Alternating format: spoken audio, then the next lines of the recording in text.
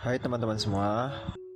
Kami dari kelompok 6 yang beranggotakan Muhammad Nabil Al-Fatan, Saya Selvia Ramadhani, Muhammad Fikri Effendi, Muhammad Nabil Nadif. Kali ini kami akan mewawancarai mahasiswa Fakultas Pertanian mengenai teknologi di bidang profesi. Cekidot.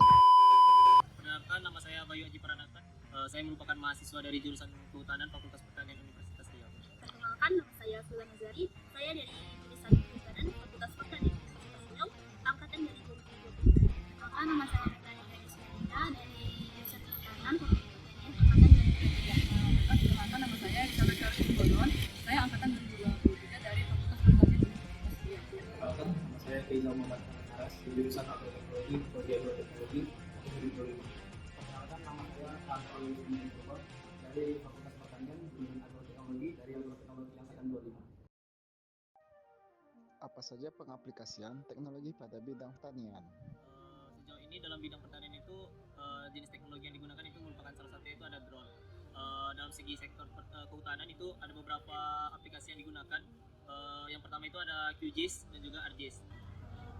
Selama ini dalam bidang pertanian, yang kami gunakan itu ada sistem informasi geografis, yaitu yang terdiri atas QGIS, itu ada ArcGIS, sama dari informasi sebelumnya yaitu ada QGIS, ArcGIS dan Aplikasinya itu ya seperti drone yang sama menggunakan kan juga penggunaan dari Kikis dan juga Artis. Itu yang pertama ada di traktor, kemudian misalnya ada di drone pestisida dan pupuk. Yang menurut saya salah satunya adalah dengan adanya sensor kelembapan tanah dan irigasi otomatis yang dapat membantu kita dalam pertanian. Apa saja manfaat dari penggunaan teknologi pada bidang pertanian? Pengetahuan saya dalam bidang pertanian itu drone itu dapat dilakukan untuk melakukan pemupukan dan juga untuk penyiraman di tanaman. Dalam segi kehutanan juga drone dapat digunakan untuk salah satu contohnya memetakan suatu kawasan dan untuk mempermudah mencari track. kalau dari informasi geografis itu ya bisa untuk memetakan kawasan pemantauan suatu lahan. Kalau drone itu kita tuh bisa melakukan penginderaan jarak jauh di suatu kawasan hutan.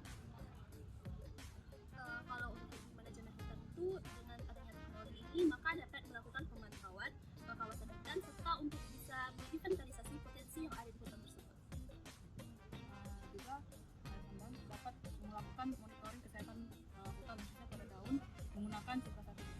Manfaat teknologi di bidang pertanian antara lain yang pertama itu hasil panen bisa meningkat, biaya produksi yang rendah. Yang pertama menurut saya adalah kita dapat mendapatkan hasil panen yang bagus dalam waktu yang singkat, lalu dapat mengurangi waktu dan tenaga. Apa saja dampak negatif dan positif penggunaan teknologi pada bidang pertanian? Drone dan juga QGIS atau ArcGIS itu salah satu manfaat itu kita dapat menghitung suatu areal kawasan dengan mudah.